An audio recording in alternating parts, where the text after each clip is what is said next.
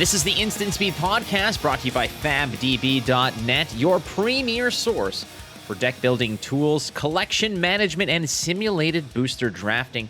Upgrade your account to premium to get access to all the features to bring your game to the next level. Yes, this is the Instant Speed Podcast. We're about to ready to roll on episode number 12. Our guest is going to be Garbage Andy.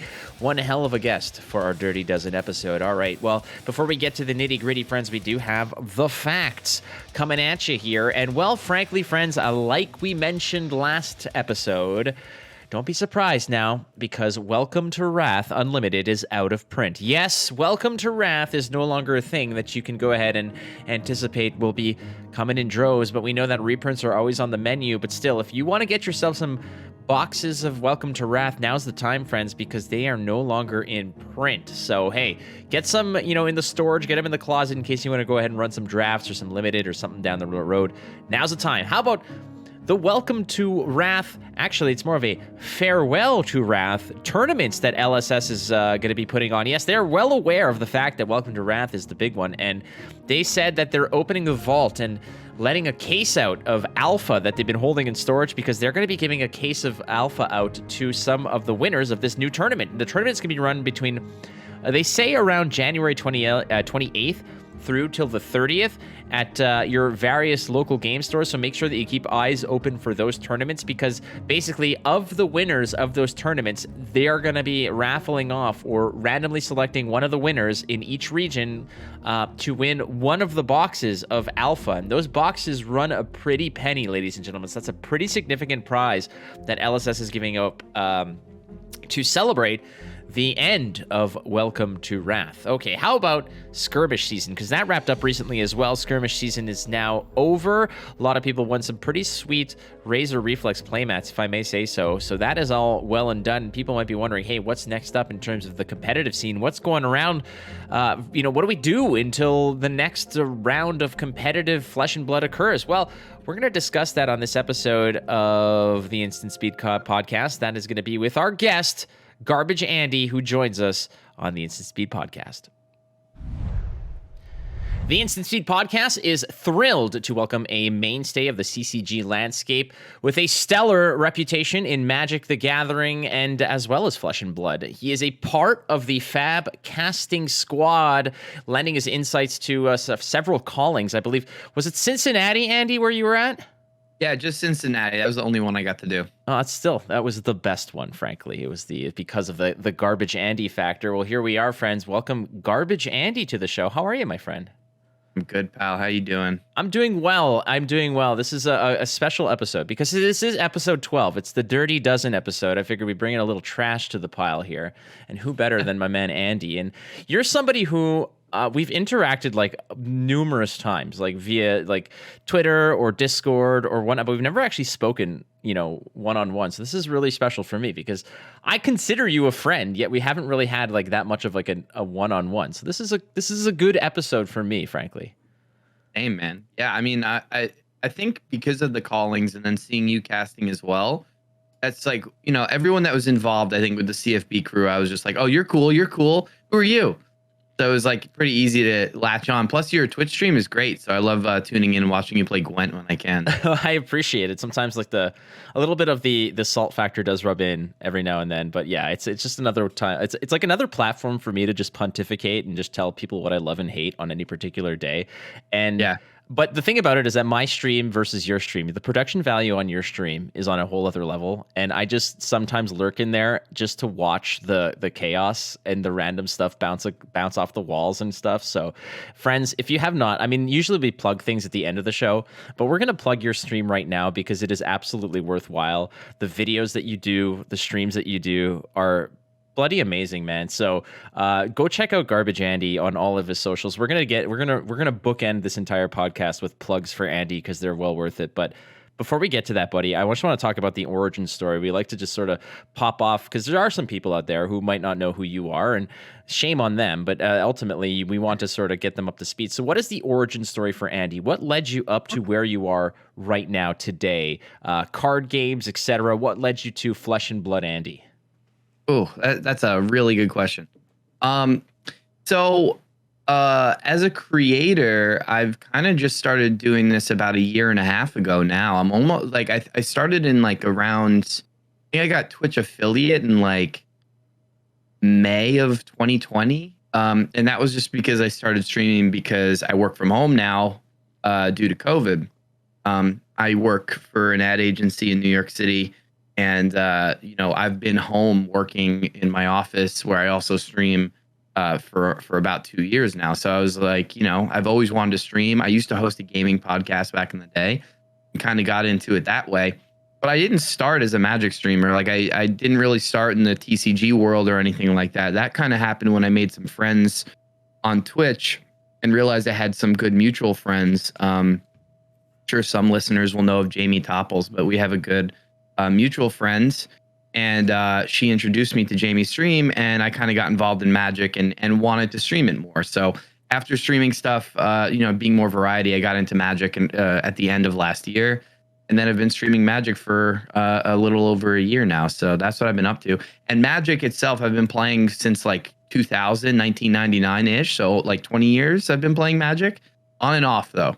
Yeah, so like go deep, man. Like you're like, when you say that you just got into the game kind of thing like that, at least from the media perspective, it's been like about 18 months or 2 years almost. But the fact is that like, this is what I constantly run into, is that everybody who's on the show, they go deep, baby. Like it's not just like I picked it up randomly because I needed something to do while I was on the toilet, and like Hearthstone was my first, way to sort of just enjoy that brand of solitude. But going all the way back to 1999, you led it up to here. But what got you into Flesh and Blood? Where was that transition period?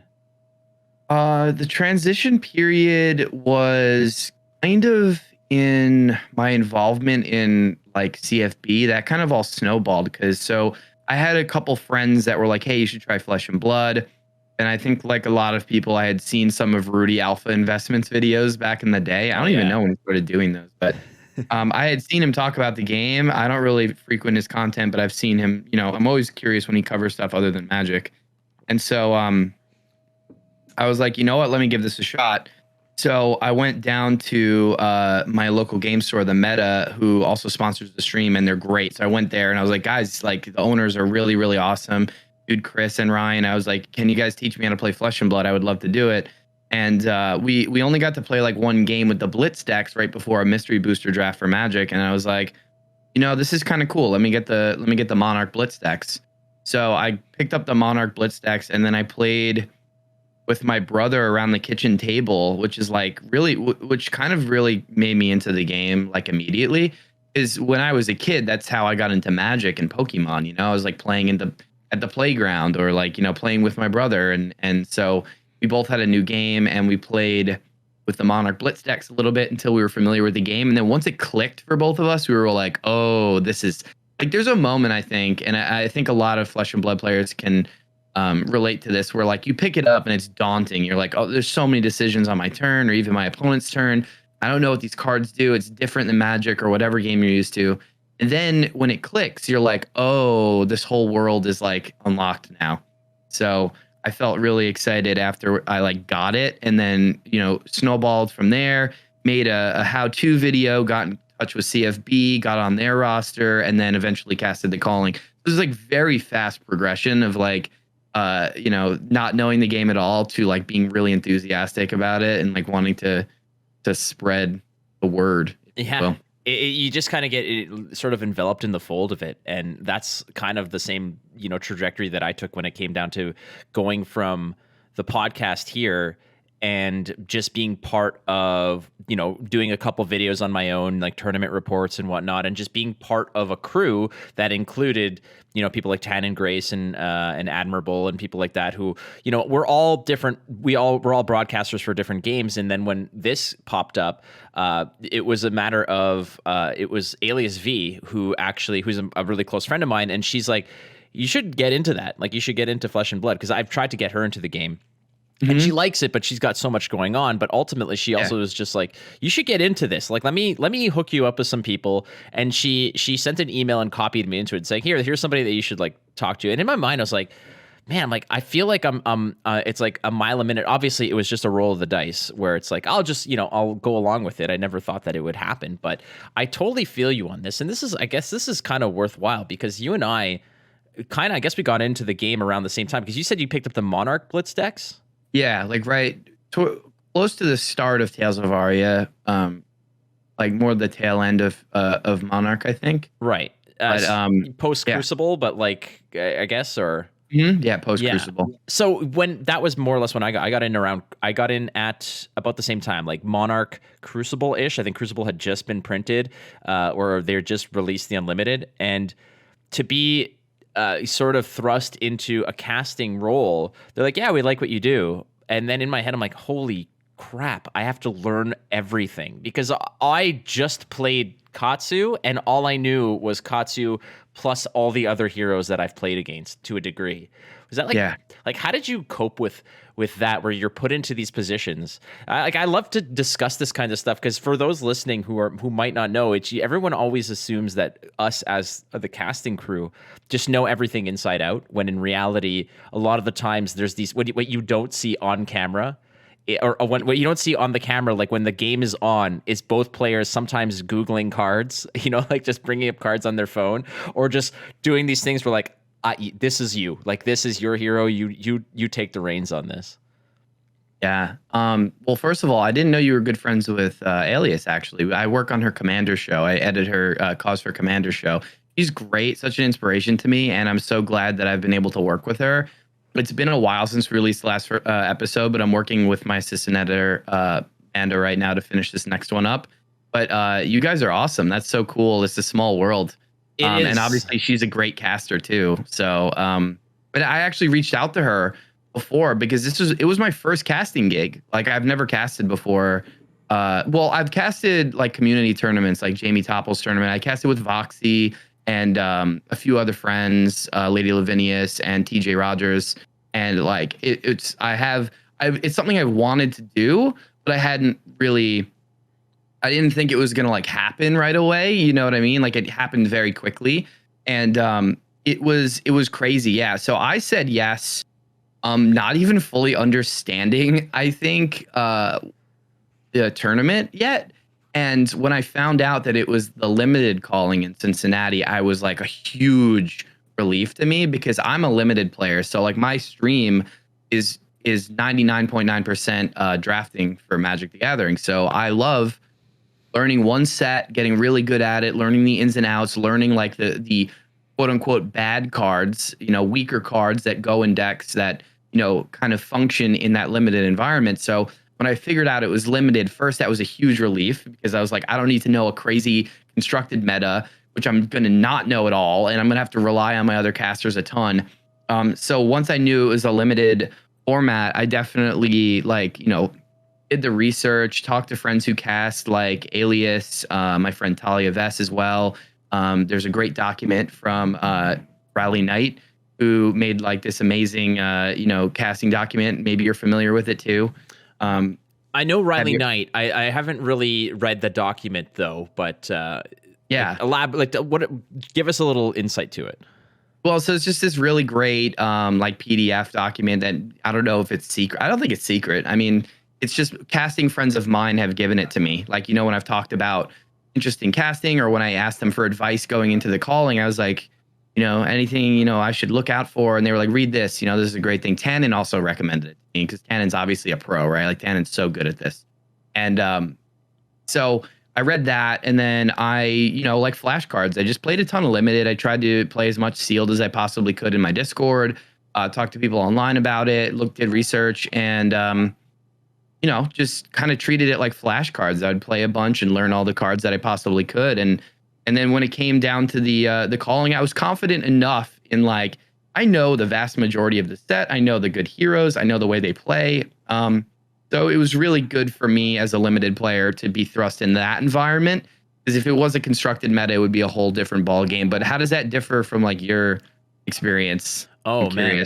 It's like, so one of the best experiences that I've had in that regard, I'll give you two examples. And the first example was where I saved the day, and another example one of probably like the ratio of when Flake saves the day to when Flake gets his ass completely just saved by someone else. The ratio is completely off. I'm usually the one who needs rescuing most of the time. But so the one where I saved the day was essentially I never.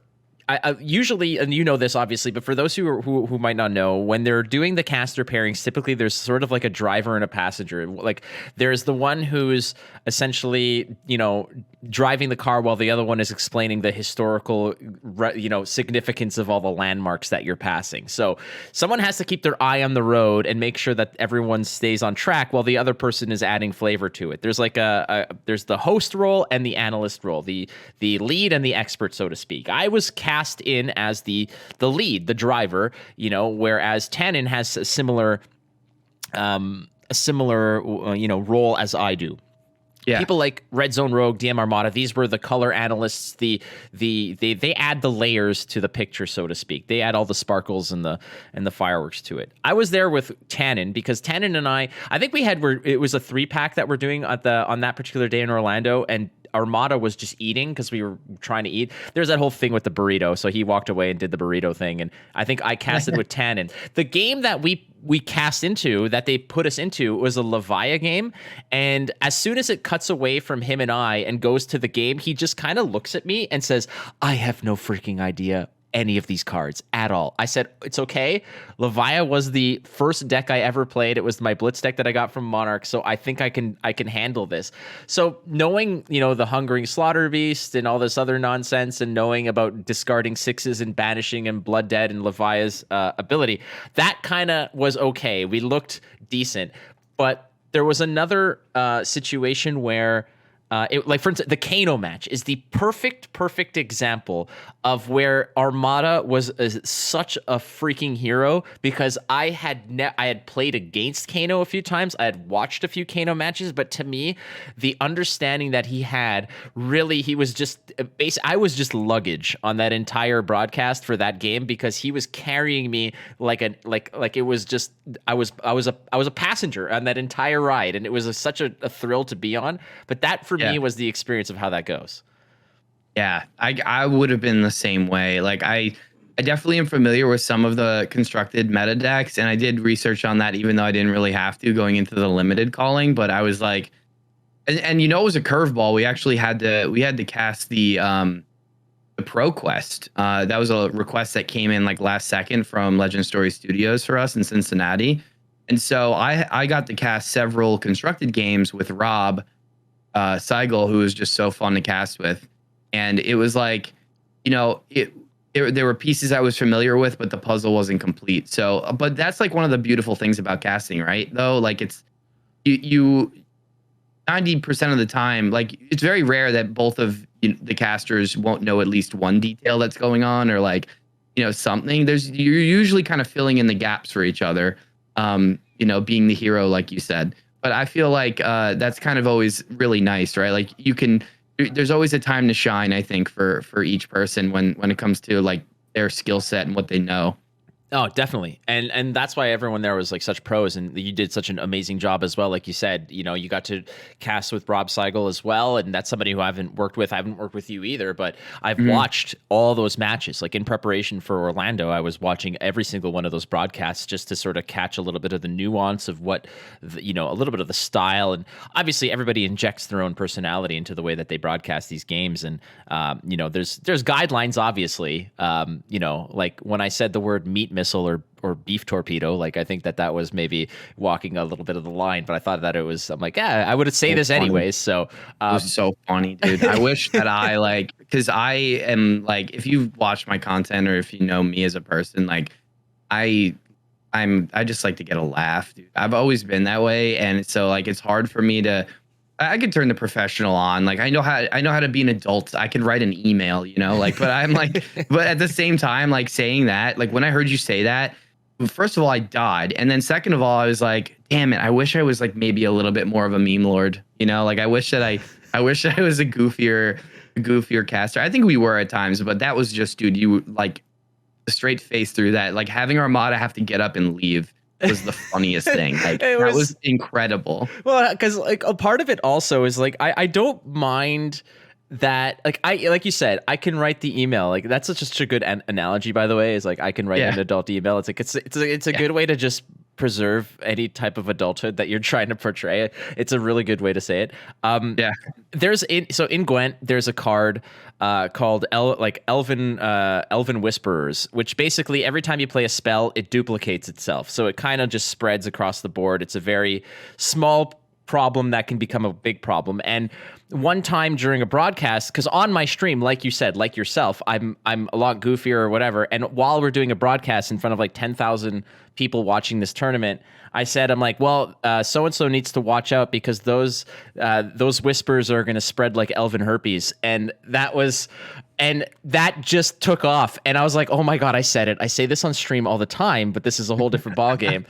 And it kind of like chat went crazy, and I never said it again until the next day, day 2 of the tournament. My casting partner said, well, there they go. Here go the elven herpes. And I was like, well, that wasn't me. But apparently it's a thing now. And I was just it's stuck. It's okay. Of course, you can't get rid of them. It's like the elven herpes. But this is part of what I really enjoy about your content, particularly, is because there's a level of professionalism that you can exude on a broadcast, but when it comes to your own streams, obviously you are yourself. And that's what I love to see when people take their own personality from their streams or their own, created content, and how much of it is able to bleed through onto, an official, a hired broadcast, a paid gig, like the callings were. And we got some Andy in there, and obviously not everyone's going to want like full-fledged unfiltered Flake or unfiltered Andy, because that's a liability for the most part.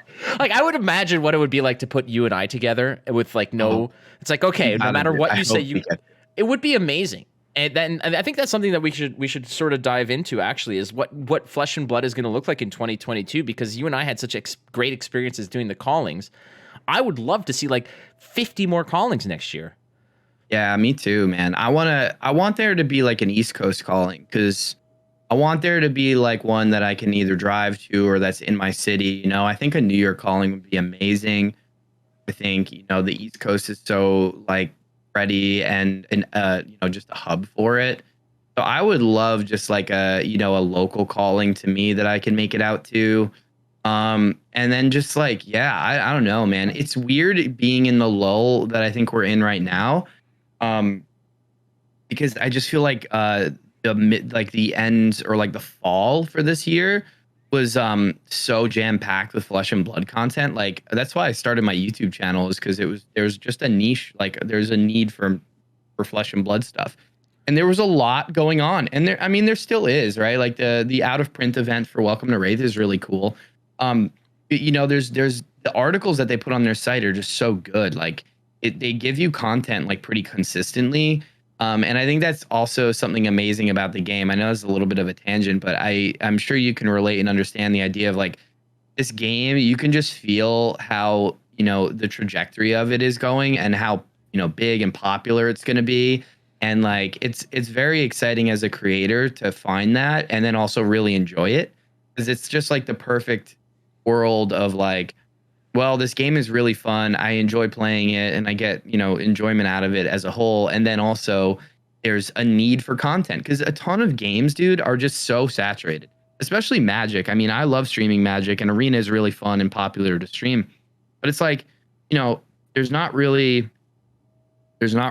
I don't know. There's not a ton of room for innovation in that game or category anymore. I feel like there's a billion, YouTube channels and streaming channels about Magic now. And so Flesh and Blood just being like this new avenue is super exciting, I think. It's like undiscovered territory, right? Wherein you have a little bit of a compass of knowing the directions that you can go, but you don't know what you're going to find when you get there.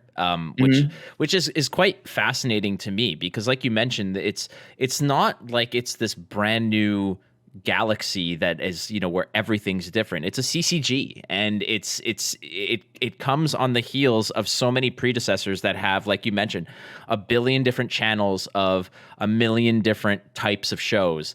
Trust me, like I've done, and I continue to do like trivia shows for Gwent. I have my own Gwent podcast, obviously, but when it comes to Flesh and Blood, like you said, there's this constant starvation of the community looking for stuff to consume, even though there are people like yourself. There's people like Red Zone Rogue, Fresh and Bud's podcast, Arsenal Pass, all these other, Kadachi for 3, and I'm just going off the top of my heads of Go Again and such. Like, there's so many different entities out there that are producing content, but it seems like it's never enough, and that's a good thing. The fact that there's a hunger, that there's still people who are scratching and knocking on doors that have not yet been opened when it comes to Flesh and Blood content. And what I foresee in 2022 is, first of all, I think one thing that everybody wants, like the Christmas gift of the century right now would be if like LSS just dropped a schedule for next year. Like, here is what's going down.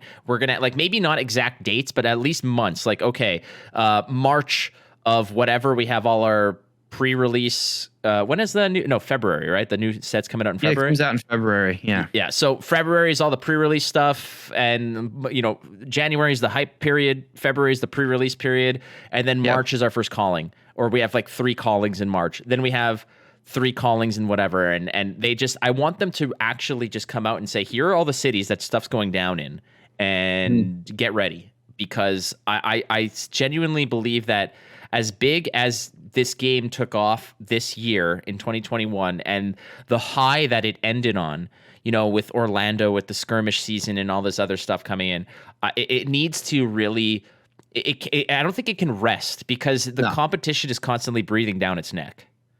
I agree. And speaking of competition, I know something that you wanted to talk about, and I think is always on people's minds, is the aspect of like a digital game. You know what I mean? Definitely. And how do they adapt to that sort of world where a lot of other games are kind of going down that route, right? Yeah, no, well, for sure, because digital seems to me like it's an inevitability, and I think that it's something that, despite the fact that Flesh and Blood is taking a hard stance on this being really a paper format, I mean, even MTG, besides Arena, has embraced the fact that that digital is almost like its own entity that needs to be dug into more with the development of Alchemy, the whole or Alchemist or whatever it's called, where they are going to be tweaking and balancing cards that are not paper. And I feel like, this is something where you can kind of, it's like time. Like, you can't beat time, and eventually you can kind of live in your own stubborn little, you can have this stubborn stance on how you don't want to dive into digital. But I'm like, I love the game. I want to play it in paper every single day that I possibly can. Like, I'd rather play it on paper. But I feel like if you want to compete, and if you want to grow, digital has to be something that you have at least a plan for. Yeah, I think that's an interesting point. So I have like maybe a little bit of a lukewarm take on it.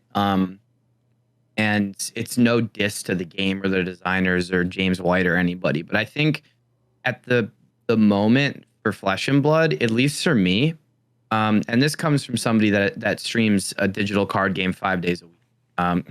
I think that with the amount of cards and heroes there are currently, I think the game would get a lot more old for me personally if I could play it whenever I wanted. I think the beauty of Flesh and Blood for me right now is exactly in the title. Like, it's something that I'm lacking with my Magic the Gathering, gameplay in general lately. I mean, I went out to New York City this weekend, and I met with some new friends, and I played EDH for like 7 hours straight. And EDH is great. I love it, but I love it for like that. I love it for getting together, having a drink, laughing, meeting people, making friends, and like, just playing Magic. But that's like kind of the secondary part of it. And that's sort of how I feel with Flesh and Blood. And a lot of it for me too, as a creator, is maybe a little bit skewed because I've met, the CFB crew, and I've met, so many people through the game like you. So I really love the fact that I have to sit down and play it in paper. Because it reminds me again of when I was younger, when I would have to play a paper TCG. And I just think it's like a super fun, good experience that way. And I also think that the game translates really well to webcam. And that's why I've been like an advocate for building up Discord communities and like online communities, because I think it doesn't suffer from the same issue that a lot of Magic or like maybe other card games have, where board states get really clogged up, things get really complicated. The fact that, you usually are just resolving the combat chain and then maybe there's an aura or two on the battlefield or a token, and then that's it, makes it really followable and trackable in a way I think a lot of other card games suffer from.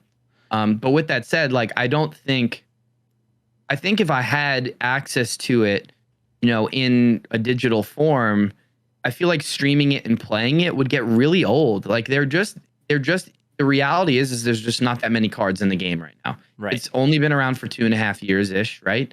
And it's like, it's a fantastic game. There's tons of depth, but if I was constantly doing it, I don't think I would enjoy it as much as if I had to like seek it out or like find a table to play at, especially limited. I feel like the choice of 3 heroes in Tales of Aria, it was amazing limited format. As somebody who loves Magic drafting and sealed, I loved covering and playing that format. But again, it's like you're a little bit more limited in what you can do in a game like Flesh and Blood. So that's just my take on it. I mean, I think eventually they'll probably have to do something to incentivize more players into the game. But right now, I think they really have the energy and momentum of this, like, core group of people that just want to play in person. And I think the biggest thing is the competitive play. The majority of people I talk to are like, I got into Flesh and Blood because I can play competitive and I can win money and I can go to tournaments. And that's like huge. And Magic is just turning its back on that right now. So, yeah, I mean, that's my take on it. So I think you kind of convinced me a little bit over here. And the reason why I'm still a little bit, on the train of eventually it's going to happen, that it's something that's inevitable, that you cannot just completely ignore digital if you want to continue growth, because it's a different plane of existence that you're going to be, diving into, because not everyone will be able to have an outlet to play Flesh and Blood locally. It's just not feasible for everybody, because the game is not big enough, where there are pockets of the world where it's just you cannot find a game. It's just the reality of it. However, the fact that you mentioned, and this really got to me, and I think that you really hit this dead center, is the fact that you say that you stream card games 5 days a week. Same here. I streamed every single day. And you're right, because there are days where I'm like, you know what? I just don't want to play Gwent today. But not that I feel the need that I have to, but it's part of the brand. It's part of, what I have to do is I have to be on board with the game. I need to be up to date with it. I need to be, it's part of it. Like, I make content for the game. I need to know what's going on. But the desire to play Flesh and Blood is because I can't do it all the time. It's odd. It's like, you know what it is? You picture it this way. Remember when you were like a kid and you're driving past McDonald's and you're like, damn, I really want McDonald's. You had to ask your parents, but you can't always have it. But as soon as you got a car and money, and you used to go to McDonald's like all the time because you could, and then you just didn't want to anymore. Like, that's kind of how I feel like it is. Like, it's just like the McDonald's of, if it was a I don't want to say a luxury, but if it was something that wasn't an occasional event, then it becomes a big deal, and then you look forward to it. And I think that the fact that Flesh and Blood isn't readily available to just log in while you're on the toilet to slam a game, of Blitz, before you're done. Like, that's one way to look at it, is that there is this romanticism that you're protecting by not putting it in the digital realm. So there's constant demand. You're essentially insulating the demand by limiting the supply to a degree. And I'm not saying this to the detriment of LSS, but I also have this constant nagging fear in the back of my mind that eventually it's not feasible, that eventually you're going to get snuffed out by something like Magic or Yu-Gi-Oh or Pokemon or whatever, that there's just going to be too much competition from a purely paper standpoint. But then again, even Pokemon has gone to digital, and I don't know if there's a digital version of Yu-Gi-Oh, but as it stands right now, I'm completely content and constantly rooting for Flesh and Blood, because next year there's going to be so many more events that I will be so geared up to go for. But I always worry about the casual person who just can't do it, so they don't. They just don't. It's not easy for them. If for them to invest in a game, a couple $100 to get cards and make decks, but then have nowhere to play it, they just immediately erase that idea out of their mind. So I feel like it seems to be that perhaps if the game starts to sputter out in a year or two, or starts to lose momentum, that it might be something that they kick the tires on. Yeah, I think you nailed it again. Like, and I think relating it back to making content is exactly a good point too, because it's like for us it's a little bit different. There's tons of people in chat or tons of people in the comment section of whatever platform you're on that are always, they tell you, they're like, I don't play that much, I watch, but I don't play as much as you do or like as much as other people do. And it's just true, like we have a skewed perspective on it, and it is like kind of beautiful that we have to wait to play Flesh and Blood. I love that aspect of it. It reminds me, I mean, I'm a Magic boomer, like I grew up playing card games in person, and I love, that relates back to a ton of other things, like I think the culture in general right now is very like binge heavy, right? And that's why I think like card games like Magic suffer from it too, because like limited formats get old really quick because we draft 40 drafts in a week, and then it's like, okay, I'm bored already. Whereas it used to be like, okay, I would, I'm going to the LGS, I'm like learning the meta of this draft, and formats get solved way faster now, and things like that. And binge watching TV and like everything, it's like everything is so accessible and so fast, and having this kind of like supply chain cut off is enticing to me. And it's also it also prevents burnout, where I still have, I think my rose tinted glasses on a game will last longer when I'm not, figuring it out within, the first week of it or whatever. Yeah, because you have a whole We'll have community. to see, right? We will 100%. We have to see, and I'm hoping that like this slow burn is a nice feel. It's kind of, you have this constant buzz that you're going through, and like you mentioned, when you're rocking 40 drafts a week, it really, it saturates it so much, it dilutes the joy out of it. Whereas otherwise, it's like, okay, I can drive to this place for a draft on Saturday and then drive to this place for a draft on Sunday, and that's all I get this week. Like that's kind of how Flesh and Blood feels at the time. Like when the pre-releases came out for Tales of Aria, they sold out within an hour everywhere within probably about a 50-mile radius of where I am. Like there was maybe like 4 or 5 places, and every single spot was purchased and bought by the same group of people, because they'd rock their drafts at one place, and the second they lost the game, it's like, okay, pack up, we're going to the next one. And they just go to the next one and go to the next one and go to the next one. And that is in itself, it's funny. It's like being a groupie for a card game to a degree, whereas it's not like when you could rock 40 drafts in a week, it's kind of like Despacito on the radio, where you just kind of like, it's like, okay, I'm tired of hearing this shit, like it's enough times. And like, odd tangent to music, because I know that you're not quite necessarily Despacito in terms of style, but I have been kind of perusing your Twitter and seeing you shred on that guitar, man. And I just want to dive in a little bit about your musical, some of your musical prowess. Yeah. Yeah, I'm really rusty. So like anything I'm posting on Twitter is almost like a progress thing for me. I used to do that on my personal accounts a lot. I would post a lot of guitar videos on my like personal Instagram back in the day when I actually cared about Instagram. Mostly just for like progress, or, for friends that were also musicians. But before COVID started, I was writing an EP with a good friend of mine, and it kind of like was put on heavy pause because I moved out of Brooklyn, and there was a lot of just like, questions about what we were going to do and how we were going to get together, because it was very organic the way we were writing this album together.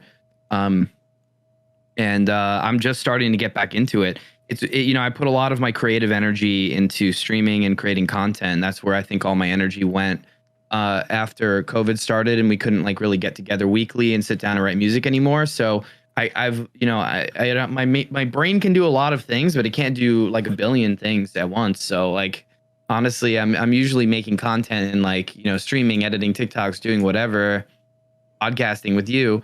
But like sometimes it's nice to do other things and like use your brain for other creative outlets that aren't necessarily like for your brand or for your content. So I've been trying to get back into that and enjoying it a lot. It's been nice to kind of, pick it back up. I've played guitar for almost as long as I played Magic, like probably about like 15 to 18 years I've been playing, but it's like, on and off, taking it seriously. So is this kind of like a therapeutic outlet for you? Is this something that kind of helps you relax? I mean, you mentioned, like, I'm sure that, obviously you and I, we both enjoy making content, but it does at a certain degree feel like work. Like it's something that you have to do. So it kind of sucks a little bit of the joy out of it when you're not necessarily feeling like it's something that you can casually do. Whereas guitar, is a way to be creative and to create without the pressures of anyone having to. It's not about the views, it's not about the clicks, it's not about being relevant within that particular circle. It's more or less just a way to kind of, is it therapy? Is it for you? Is it a way to just unwind? Yeah, that's a great way to look at it. I think depending on who you are, it's kind of depressing what I'm about to say, but a lot of the times, like writing music or like making art in certain ways for me is like shutting off your brain. And that's just really like for me as somebody who's constantly doing stuff is like really valuable. And it's not that what I'm doing is like purely that. Like obviously I have goals to release music and like show it because I love it. And, I'll even send one to you after this. I'll send you a track just so you can know what kind of like what I actually make. But like, I mean, it's like when I sit down and play guitar, I'm fully focused on that. You can't really multitask when you're playing an instrument or like writing music. So it's like a really good way for me to kind of be like, I don't want to think about XYZ right now. I want to play guitar, I want to practice, and I want to maybe write something new or learn something new. And it's like it's just a really nice way to like unwind for me. And then also take seriously when you want to. Definitely. I mean, like you want to put effort into it. You want to improve. Obviously, like that's part of the game. Like there is a goal. Like from what I'm getting from you is the fact that this is something that you want to pursue, almost like as a not necessarily a side project, but like as a personal project, a personal like point of growth. Because when you say shutting off your brain, I don't think it's necessarily about just kind of unplugging from the matrix to a degree, but it's just kind of separating yourself from the pressures of what you need to be successful at. Because for me, if I'm not successful at card games and broadcasting card games and in this sphere, then I got to go back to work at the airline I worked at. Like I got to go back and talk to my the director and say, listen, can I get my management job back or something like that? Like, can I do that? Then this to me, not necessarily this podcast. I enjoy everything I do, but there are pressures that are not associated, that are associated with this that would not be associated, like you mentioned, to like guitar. For me, I don't even know what that is, to be completely honest with you. I used to write comic book scripts. I used to want to be a writer. I used to write fiction, like mild science fiction. But even then, that kind of got lost in the fold. And I admire you who continues to do this. And you said that you're going to give me some of your music. And I'm going to ask you straight away, right on the podcast right now, put you on the spot. This podcast has a quote-unquote theme song. It's by a band called Stepper Rhodes, whom I'm a friend of, and they gave me permission to use it on this show. So this episode, if you will give me permission with the music that you give me, if I can use that as the intro and outro to this episode. Yeah, absolutely. I wonder how many people will like it, but sure, yeah. Doesn't matter, because if anyone does, at the very least, so not everyone's music is my particular taste, but talent is talent, and that's something that people realize. I have a really good friend who was a like death metal singer, like really deep throaty screaming kind of stuff, and to me that's not what I'm gonna sit down and listen to. But I would watch his shows and I'd listen to his stuff, and I'm like, you know what, that's actually very talented. Like the guitar, the drumming, the singing, the whatever. I'm like, the lyrics, like he gave me the lyrics, I'm like, this is talent. It's not particularly my favorite, but I recognize that this is pretty damn awesome. So we're going to use your stuff because I want more people to hear a little bit more about Garbage Andy. And we're going to be going around the corner for Go Again segment, and I'm hoping you'll join us for that. But I just got to ask you, because last week we had Red Zone Rogue on the show, and he had a band called Phasmatus. And I want to know what the band name is or the group name is that you were working on, if you're comfortable sharing that. So we actually were in the process of figuring that out.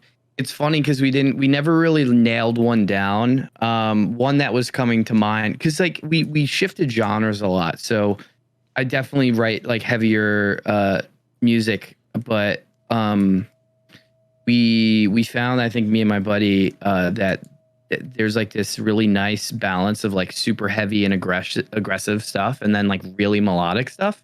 And that's always what I kind of like lean into for my own personal styles. I really love like just like really crushingly angry and like heavy parts, and then like really poppy, like not poppy in the traditional sense, but like pop influenced metal.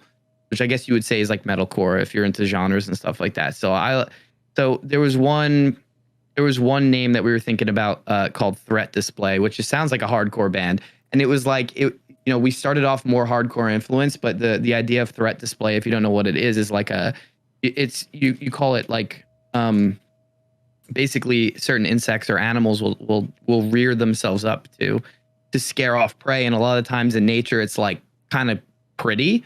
Like most of the time in insects, it's like giant red spots or like a big green splotch on their wings or something.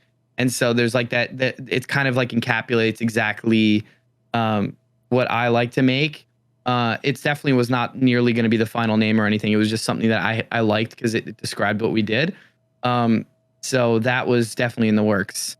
But I don't know. Still got to figure it out. I'm going to get back together with him soon. And we have so many songs written that we just got to I produce them too, but I want to get them mixed properly and everything. I like the demos a lot. So you'll hear it in the intro, I guess. But it's just demos right now. So that's awesome. And I think Threat Display is a pretty damn badass name for a band, honestly. Like Threat Display, and I get what you're saying. Like, even like some of the not just the colors, but like sometimes like the spider does that, like the big dance and stuff like that, to ward off predators and whatever. Pretty damn cool. Awesome, man. I do appreciate, again, you being on the show and the fact that you're just one of the best and nicest and most entertaining people in the Fab community. And before we wrap this up, there is another segment called Go Again, and I'm hoping that you'll join us for that. Yeah, absolutely. Awesome stuff. All right, so right around the corner, we'll be back with Garbage Andy for Go Again right after these words from our sponsors at FabDB.net. Go to FabDB.net, upgrade your account to premium, get all the cool stuff associated with it. We'll be right back with Go Again. The Instant Speed Podcast is, of course, brought to you by FabDB.net. Yes, FabDB.net is a great place for you to get hooked up with all of your deck building needs. I'm talking about, you want a theory craft, you want to slam some cards together, you hear that Kano is pretty damn cool, but you know what, maybe 3 or 4 of the Kano cards do. You want to build something and maybe test it out, but before you put it, the cards together, you dig through your collection, you want to put pen to paper and wrap it up. Well, FabDB.net has you covered. You can go through all the cards, see what they do, highlight them, get the statistics of what your deck's going to look like, because it matters. And trust me, you want to upgrade your collection and your account to premium version. Oh yes, it's like foiling out your account. Tell you why, because there's some pretty cool things in there like simulated booster drafts, simulated booster sealed packages, and things of that nature. Keep your collection on tab and ready to go, friends. FabDB.net is your premier place to build your flesh and blood decks. All right, it's time to go wide on Garbage Andy as we go again on a series of questions, rapid fire style. Now, you can go as deep into the weeds as you want here, Andy, but we've got 8 of these bad boys coming around the corner, so if you're ready to go... Let's do it. Yeah. All right, here we go. Fire them off, Flake. All right, so with my first action, I'm going to ask you, Mr. Garbage Andy, who is your favorite guitarist? Oh, that's such a loaded question. The first one that comes to mind is, do you want me to go fast on these? No. I mean, take your time. Again, okay. Like I say go again, rapid fire, but frankly, I don't want to leave anything up to the imagination. So you can go as deep as you want, buddy. Okay. I mean, I'm going to name multiple people here just because it's, for me, it's necessary. But favorite guitar player, the first one that comes to mind is Joe Satriani. He's a guitar player. He's a virtuoso guitar player from Long Island, New York, where I'm from. I've told the story a bunch of times on my stream and in my content before, where when I was a kid and my dad was a physical therapist, he used to treat his sister, and I had his cassette tape when I was a kid. That's right, I'm that old. I had a cassette tape of Joe Satriani surfing with the alien, and it was my favorite. So probably very influential into why I play guitar and enjoy the music I do. And he was like, make something and I'll give it to his sister. Maybe he'll give it. Maybe Joe will get his hands on it. So I made a diorama of the album cover out of clay, put it in a shoebox, and sent it off. And he ended up sending me a merch package when I was probably like 10 years old or something like that. So that's like a pretty fond memory of mine. And so for that, he's very influential to me in my life. But modern guitar players, you can't, if you listen to instrumental prog, you can't go without saying like Aaron Marshall from Intervals, Osin Abasi from Animals as Leaders, Misha Mansour, Mark Holcomb from Periphery. Tons of great guitar players. Wes Hawk is one of them. I love Wes Hawk. There's just a ton of great guitar players, modern guitar players now. I mean, Tim Henson from Prolifia. There's so many influential people out there and inspirational people. This dude Ichika from Japan. So many, but they're all cut from the similar cloth of Joe. So I gave you the root of all my inspiration, I think, there. That's a really nice thing that he did. Sometimes that stuff just sticks with you, right? When you meet somebody like that, or you have that kind of interaction, and it just cements your appreciation for them. And I do feel you on the cassette thing. My first ever foray into owning music was my uncle got me and my sister 2 cassette tapes, and we got to choose which one we wanted. It was an MC Hammer cassette and a Vanilla Ice cassette, and I chose the Vanilla Ice one because I liked his hair. I thought his hair was pretty badass. Nice. So, yeah, and I think my first cassette was In Utero by Nirvana. See, that's a good one, though. I mean, that's a pretty good one, right? That's a very good one. I wish I still had a bunch of these. I think I still have I have like The Simpsons Sing the Blues on cassette, and I have like Aerosmith, and this weird mishmash of stuff. Also, I just want to take a quick tangent because you're talking about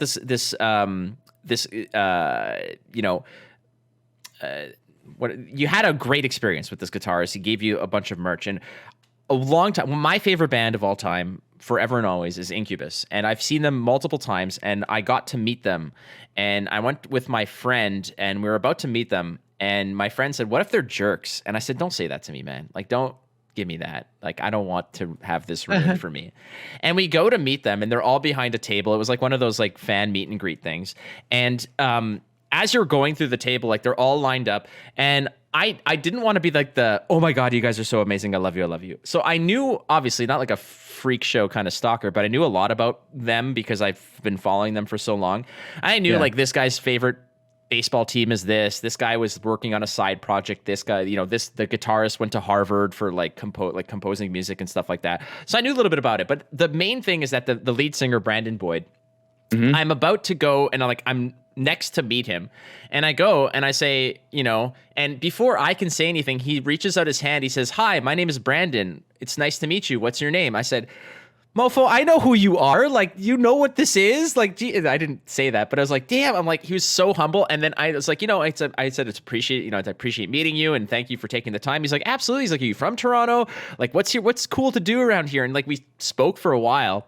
After all that, there's like a group photo. There's probably about like 10 to 12 other people there along with me and my buddy to meet the band. And they have like this big backdrop, and you're supposed to go talk, or like you take a group photo. You couldn't take one-on-one photos. So it was like one group photo. So they're like, okay, everybody go against the wall with the backdrop. We're going to take a photo with the band and we'll email you the JPEG or whatever. I was like, okay. So everybody's kind of like hovering around the periphery and the band is in the middle. I'm like, screw this. Whatever am I going to meet Incubus again? So I go straight in between all of them, and I'm just like, and I cropped out everyone else. So it's a picture of the band with me in the middle of all of them. And that is now on my Facebook. So that is like my little victory story. And at the end of it, as we're leaving, Brandon Boyd comes to get me, and like he kind of like tugs on my arm. He's like, "Hey, it was really cool to meet you, man." And he gives me a big hug. I was like, "Yes, he's not an asshole." I'm like, "This was the best." That's super cool. It was so good. So I can feel you on that, and I'm glad that you had that experience when people that you respect can also sort of show that kind of humanity and that kind of kindness. So. Yeah, absolutely. All right, next one here is going to be who headlines your ideal concert and who are the 2 opening acts? Who headlines? So think about it this way. You get like an hour and a half, 2-hour concert, but you get 2 opening acts, and each of those acts give you 3 songs. Okay. Oh, it's hard. It's hard because there's like, I listen to so many genres. So it's like I want to make this weird mix and match, or because if I choose one band as the headliner, then they got to kind of match. Like you can have like Snoop Dogg opening for the Backstreet Boys. Like that's not completely out of left field. Okay, that's kind of incredible. Oh man, who have I been enjoying a lot lately? This might seem really out of the blue, but I mean, screw it. I'm gonna go like completely opposite side of the spectrum. My buddy Jasper, he goes by Ground is Lava. He's awesome. I've been a fan of his music for many years. we became friends through the Magic the Gathering community very randomly. I found out he played EDH, and then he came on my stream, and like now we talk about Magic and music and stuff. And he lives in LA, and he's just like awesome. So that's like a really cool example of making friends with people you look up to and are like want to hang with and stuff. So I haven't actually got to see him live, so I'd love for him to headline a show. I think he is working on an album. He just came out with a double EP, so I want to go to my friend's show, just go chill and have a good time with him. And what would be hilarious would be if like Deadmau5 opened for him. I really like electronic music. Like my genre split is usually like electronic music, EDM, tangential, like synthwave or like lo-fi or things like that, and then prog, instrumental, and then like death metal, like heavy music. So kind of all those things. So I would love to go see Ground is Lava, because I haven't got to see him play, and I'm sure it'd be just like a sick show and we get to chill afterwards. And then I want to see Deadmau5, because there's a bunch of songs that I really like from Deadmau5. And my favorite instrumental band, let's throw Chan in there because they're sweet. Either Chan or Polyphia. Polyphia kind of has this like, they're going down this road where they're fusing like hip hop with instrumental guitar and drums and everything, and it's like very interesting. They're kind of the only band doing what they're doing right now. So not bad. I'm sure sounds like a fun one. I'm sure that Ground is Lava would be very happy to have Deadmau5 open for him. I think that's a. I'm sure. So which Flesh and Blood heroes are definitely in a band? Ooh, that's a good one. Like the first one that comes to mind for me would be like Bravo, because he's just got the look. That's the first one that came to mind is Bravo. That's I feel like Bravo is like, I feel like he's either a drummer or a bass player. Either that or he's like just a big singer, Yeah. And just has pipes. Like I feel like he could be kind of any band member, I think. I think Bravo's just like the whole band. Maybe he's one of those dudes who like sits who you'll see in like the subway that's playing like drums, trumpet, guitar and the triangle all at once. Yeah. Like maybe we can just have Bravo be that guy. Yeah, like he doesn't come off as like, the clean cut like Michael Bublé style crooner. Like no, he has like horns under his knees and stuff like that and a tambourine on his ass. Like that's kind of what he's doing. Like for sure. Yeah, man. Yeah. I could see kind of like Chain, opening for like My Chemical Romance or something. I could see that too. Yeah. Kind of like got the edgelord look. Maybe Dash, because I love the idea of a mechanologist playing like crazy, like weird techie looking instruments. Oh, that would be kind of cool if Dash like played stuff, because I mean it makes sense, right? You can see a mechanologist guitar, it looks all steampunk and cool. Just like throw her into the Blue Man Group kind of thing. Like that'd be kind of cool. What's funny is that is exactly the second one that I thought. I thought of Bravo and then I immediately thought of Dash. That's funny because that matchup is pretty bad, isn't it? In Flesh and Blood. It's pretty bad. It is pretty bad. Yeah. All right, those are bad. I like those. So what will be the biggest shocker coming from Everfest? Oh, the biggest shocker, man! That was a fun thing to talk about when that got announced, huh? Is everybody just wants clowns, man? It's so funny. Like everyone sees the carnival and they're just like clowns, and I'm like, yeah, I thought the same thing. But then you think about it and you're like, why is it the first thing you think of at a carnival? I don't like. It's so weird. I mean, the biggest shocker, man, that's tough. It might just be clowns. It might just be that. It might just be clowns. The fact that that's the first thing I thought of. Well, we're all talking about it, and the fact is, like, we've been talking about clowns and clowns and clowns and clowns, and then they do release clowns. We're like, oh my god, there's clowns! It's like that's what we've been talking about. Like, why are we surprised? I think it would still be the biggest shocker because they're talking about like how there's a sort of like a carnival slot in the pack or something, right? Like, there's a special slot. Like, wouldn't it be amazing if the carnival slot was a clown oriented reprint? Like it's the same card, but there's like but whatever the card is has some sort of carnival or clown flavor to it. I think that would be pretty damn cool. I think it'd be hilarious. I think a shocker out of it would be if that carnival slot was actually kind of like memey, because like in Crucible of War there was some goofier stuff, right? Some of the heroes were silly, like Cavadan is like kind of interesting. Shiana even is like, they played with design in a way that I think is interesting in the supplemental set. Mm-hmm. I think they'll do it again in Everfest, but it would be funny if like that slot is almost like a showcase slot in where you get maybe either an alt art or you get like a some variant of something that isn't necessarily like just straight up the world and flavor of Flesh and Blood right now. Yeah. That would be a shocker, I think. I don't think people would love that, but I mean, it would be interesting. I think it'd be pretty fascinating. I'd also like to see like a double-sided I mean, this is a concept for a different thing. I was thinking like not double-sided, but like imagine there was like a hero that was two heroes where they each had 20 health, but together they would do something. But when you attack, you can assign the damage to one or the other. And I like that. That's something that could be pretty cool. But I like your idea where like that one slot has like this meme-y feel, or it's like dedicated to something perhaps bigger. Like, I don't know, like there's so much to behold here, but I still think that if I had my way, if they're like, all right, Flake, you can do one thing, what do you want it to be? I'd say like just clowns, like give alternate art heroes and they all have clown makeup on. I thought that would be freaking hilarious. Yeah. And then like in that showcase slot too, it could be like weapons, right? So imagine, I don't know, like a Nothos, but it's like one of those hammers that you swing at a carnival to hit the bell, you know? So it's just a Nothos, but just an alt art version of it that's like a clown version, you know? That would be so good. Like, I would love that because, I mean, they made the cracked bauble for the holiday, right? So just imagine like a reskinning of certain things that you're already using. And like, I don't think that's going to make anybody upset. In fact, I'm sure collectors would love it, right? Oh, like, they absolutely would. Cold foil clown hammer, please. That's the name of my band, Cold Foil Clown Hammer. That's the name of the band I want to have. I like let's it. Do it. We'll make it together. So, next question will be: who inspires you? Ooh, this one's a little deeper. Question. Yeah, it's a little deeper. This isn't the clown question. This is more of a who gets your mojo going. Right now, I'm pretty inspired by. It's a little bit of a loaded question because look, there are people that you probably want to say, but would feel bad because you'd leave other people out. But just fire from the hip, man. I totally get it. The easy answer would be like other creators, right? Like you, my friend Talia Vest, super inspiring to me. She's great. I was talking to her last night. She has so many ideas.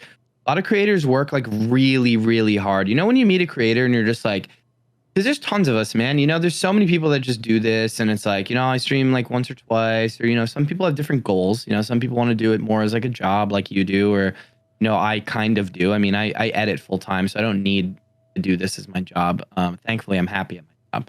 But you meet creators sometimes that you're just like, you really, really work at this. Like you push really hard to make content. I think it's like really apparent once you start making friends in the content creator space. You know, you see people that are really successful, and then like that doesn't always equate to like the work that they put in. Sometimes there's just people that are just like innovating, working, finding new things to do, trying to push to find new things to do. And those are the people that I love to like. Those people I stick in their streams. Those are people that I make friends with, you know, like kind of a tangent, but like, you know, networking and content creation is weird because we're all kind of like competing, but it also like working together to kind of grow together. I think there's this misconception that you can come off like super weird and fake if you want to, you know, be friends with somebody because they're bigger or they're, you know, or whatever. And there definitely is awkwardness. Some people just don't know how to like, some people just don't know how to approach being friends with a creator, you know, if they have some sort of ulterior motive. But I always tend to just stick around people that inspire me, like dead seriously. Like the only people that I will pay attention to and be in their chats and be in their YouTube comments or their Twitter is like, you are somebody that has my attention for whatever reason. Right. So I think that's an easy answer. But other than that, I mean, like you covered it well. I think you covered it well. Yeah, I covered it. I'm giving you a lifeline to just sort of escape out of here, a little escape ropes action. Yeah. I like what you said there. And a lot of it has to do with the fact that, like you mentioned, it's there sometimes is this misconception that you have to be competing with others. And one thing that I've really felt great about here in the Flesh and Blood space is that like I'll get my content shouted out on other podcasts, and that's to me, I'm like, but we're like, in my head, I'm like, I would not that I would never do that. I appreciate it, but it's like in my head, I'm like, you're doing your own podcast, and like you're promoting my stuff, and like I do it. Like for instance, like the Fresh and Buds podcast, or Go Again, and all these Tommy's other great. Like they're great people. These are awesome people, and what we all kind of come to this agreement of is like a rising tide raises all ships. Like we're all in this together to support the game. So that's not necessarily a competition. It's just different flavors of the same, food that we're all trying to consume. Like, and everyone's hungry for it. So everybody's going to get a different flavor from wherever they go. And what I really love about this community is that there isn't that cutthroat mentality that I have felt in other spaces where your success or your trajectory or your path that you're taking can sometimes, I don't want to say be sabotaged, but can be downplayed or aggressively attacked by others because it's not this, it doesn't align with what they want or something like that. And I felt that in other places, but this is a place where I feel that just doesn't exist, and I'm really happy for that, for sure. Yeah, I agree. You inspire me, Garbage Andy. You inspire me too, man. You inspire me too. I'm glad you asked me to be on the cast. No, it's my sincere pleasure. 3 more questions. Let's do it. Next one is, what card would you love to see in a cold foil? And now you already mentioned the cold foil Clown Hammer, which again is the name of my metal band, but the answer is like you could reuse it, absolutely. What card would I love to see in a cold foil? Yeah, I mean that's the best thing to come to mind. Like anything else, like. When you ask me that question, they're just cards that I want. Like I want a cold foil Azalea or something, and that exists. It's just expensive, and I don't have it. But like other cards in cold foil, I mean, classic ones, like a Command and Conquer would be cool or something like that. But clown foils. Let's see clown foil cold foils where it's like a rainbow cold foil. Oh, dude. Like colorful cold foil, if you will, on the edges. Can we start this right now, you and I, that it's no longer called rainbow foil, it's called clown foil? It's called clown foil, 100%. Okay, perfect. So you heard it here, ladies and gentlemen, that between Garbage Andy and I, Garbage Andy, who mistakenly and accidentally coined the term, that's how it's going to happen. So there is the cold foil version of cards, and then there is the clown foil version of cards. So damn right. I like it. Okay, perfect. So I asked you this earlier, what your next band name would be. So we can probably skip over that because you did mention Display Threat, and I think that's pretty damn cool. But is there any other that you would be considering? No, it's so hard to name a band. I almost just like a big thing that we did when we write the music together a lot of times too is there was this like really funny gimmick back. Well, not really funny, honestly. It's like kind of cringe at this point. Like there was this thing that people used to do in multiple genres, but a lot of the times in like heavier music back in the early 2000s, which was just like add samples of things to your songs. Like you just add a sample of like some random YouTube clip or something funny. And so me and my buddy would do that at the beginning or end or even in the middle of certain of our songs just to keep it light and fun while we were recording together. And that I think reflects our outlook on like naming shit. I just like, I don't care. I feel like once you name stuff, it kind of like dies a little. It's weird. It's like naming bands, naming songs, like a really fine line to walk for me. I really dislike doing it. So if I could, it would just be like, a blank record, and you just listen to the songs, and then you have what you have. Kind of would does that mean like, are you saying it kind of like adds a finality to it where the creative process is over and now it's just etched in stone? Like, is that what? I think there's like a connotation and like it's a good thing, obviously like Incubus you mentioned earlier is like you hear that and you go, oh, that's the band. I mean, I love Incubus. I grew up listening to too. So. But at the same time, I just think when you add a name, it's so hard to name something like a band or art in 2021. Like everything is like post era of whatever you're trying to name at this point. So like you're almost better off naming it like Morse code or like frickin', like in binary code so that it's like it's hard to read or something because I don't know. I think attaching names to stuff changes it. So, I mean, that's a little bit pretentious, but I guess I just don't really I don't put a lot of thought into that, I guess. You're an artist, Andy. Your job is to create, not to name, right? So exactly. Yeah. I don't want you name it. Yeah. I did. Let the people name the songs. It's Cold Foil Clown Hammer. That's what Cold it Foil is. Clown Hammer, done. I mean, that's great. I want to name a song that, honestly. I want to hear it. I want some sort of creative input into that one. Okay. All right. Last but not least, this is a little bit of a heavier one, but where do you see Flesh and Blood in 5 years? Oh, it's a good question. Yeah. So usually when I get asked a question like this, it's like, what do you see it in the next year or whatever? 5 years is pretty interesting. Where do I see the game in 5 years? I mean, where I hope to see it is kind of where it's at now, but just bigger, you know? Like I just want I want them to continue the road they're on. And we talked about it earlier about like how do they innovate? How do they follow the trends of digital and stuff like that? And I think honestly, if Legend Story Studios leans into what they're doing right now, I think they'll just continue to grow. They just got to continue building it out. Making good sets, making good heroes, supporting the professional play and the high end play. I think that's the biggest thing for this game right now, is that a lot of other card games are turning their back on it. They see the casual market, they see this.